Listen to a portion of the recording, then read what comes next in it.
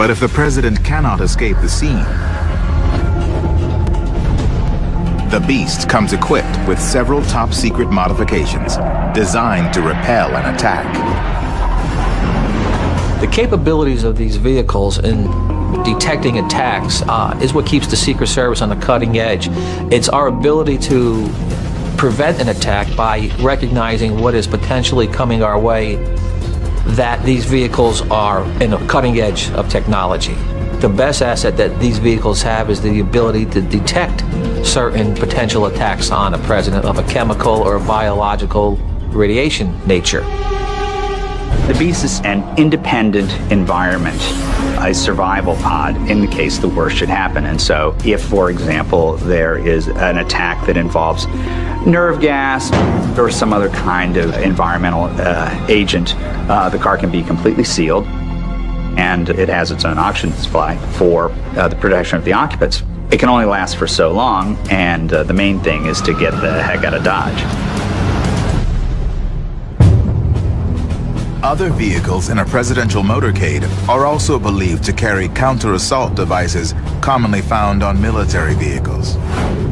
In the president's motorcade, there is also a car that follows the presidential limo, who are the equivalent of SWAT teams, equipped with all kinds of devastating and advanced weaponry. There are a lot of tactical devices. This is a very interesting one that was actually designed for the prison industries. This is a gas canister that can neutralize the entire area around that presidential limousine so that everybody outside of it, it would take about a day for them to remember their names, let alone do any harm. There's also something called chaff. A highly metallic ballistic device blows up in the air, and it will confuse air-to-ground missiles. Protecting the president while on the road presents many difficulties for the Secret Service. However, on January 17, 2009, an even more frightening scenario occurred when President-elect Barack Obama embarked on a 137-mile train trip from Philadelphia to Washington, D.C. This old-fashioned whistle-stop tour evoked memories of past presidents, such as Franklin Roosevelt and Harry Truman, who made similar trips campaigning across the country. But this nostalgic form of travel left the president to be open to a variety of security risks. This was probably one of the biggest security nightmares for the Secret Service in the modern history of the presidency. Pray for us. God bless you, and God bless the United States of America. He's riding a train. He's not in the special presidential limo or in Marine One. He's stopping at a lot of small places. He's exposing himself. In a perfect world for the Secret Service, the president's schedule would never be announced in advance. We know it takes quite a bit of time for our enemies to plan and to plot, and so the less advance notice they have, the better. Today, it is virtually impossible to move the president without the press, the public, and potential enemies knowing about it. But there was once a time when a president could slip out of the White House and get a little privacy on a luxury yacht called the USS Sequoia.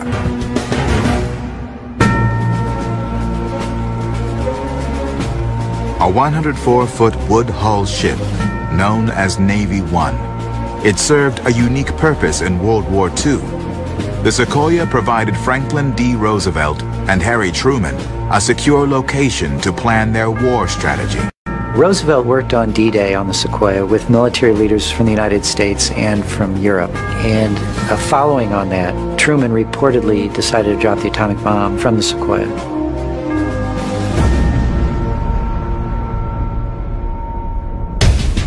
The USS Sequoia was retired from service in 1977.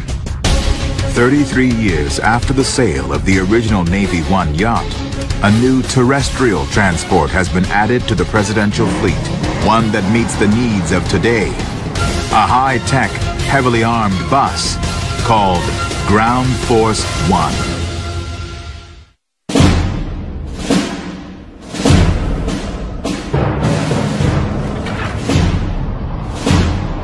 In July 2010, the Secret Service rolled out 2 new additions to the fleet of presidential vehicles, megabuses, known as Ground Force One. Each sleek black coach is a converted 45-foot-long vehicle designed by the Secret Service and built in Tennessee by Hemphill Brothers at a cost of $1.1 million each. The Secret Service ordered the buses to save money. Previously, the agency would have to rent and retrofit a bus each time one was needed for the president.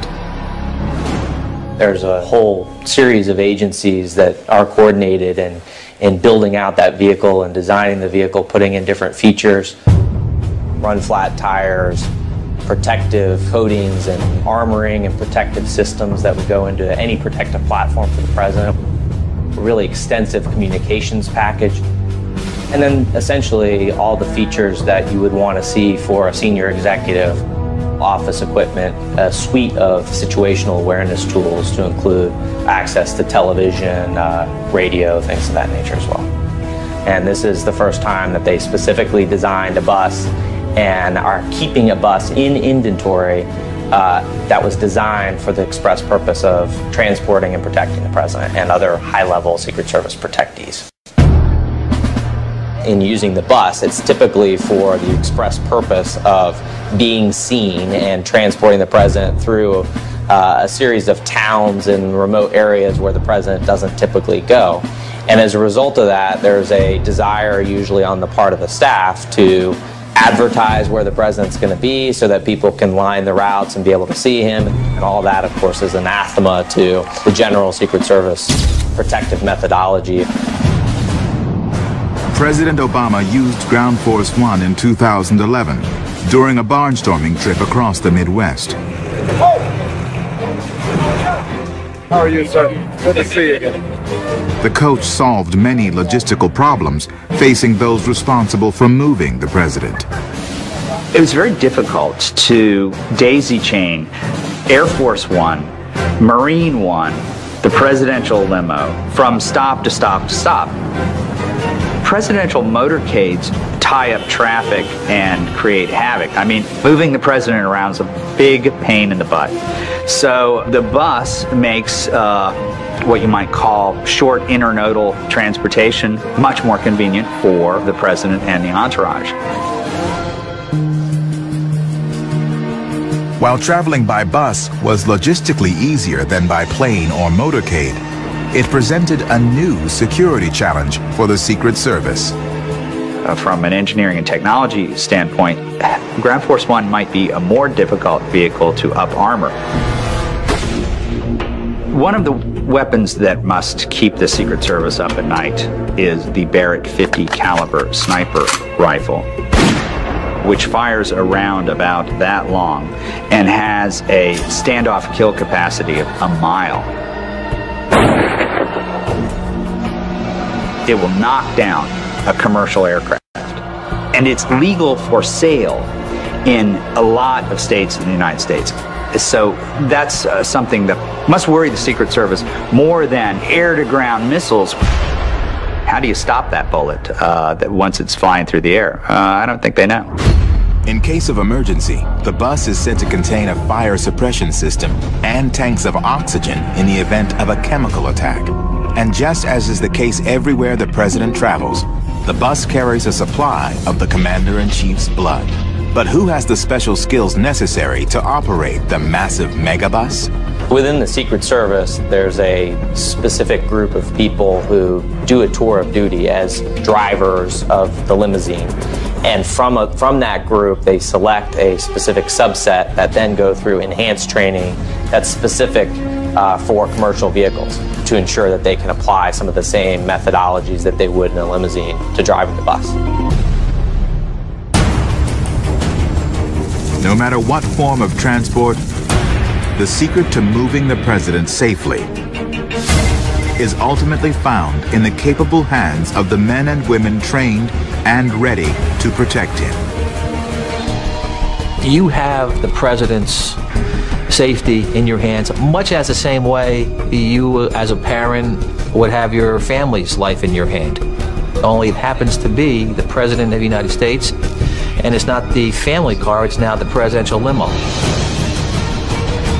Being a pilot on Air Force One, I think, is just a surreal experience. Watching the President walk to your airplane from the Marine helicopter, it's just an unbelievable feeling, and the responsibility that you feel is overwhelming.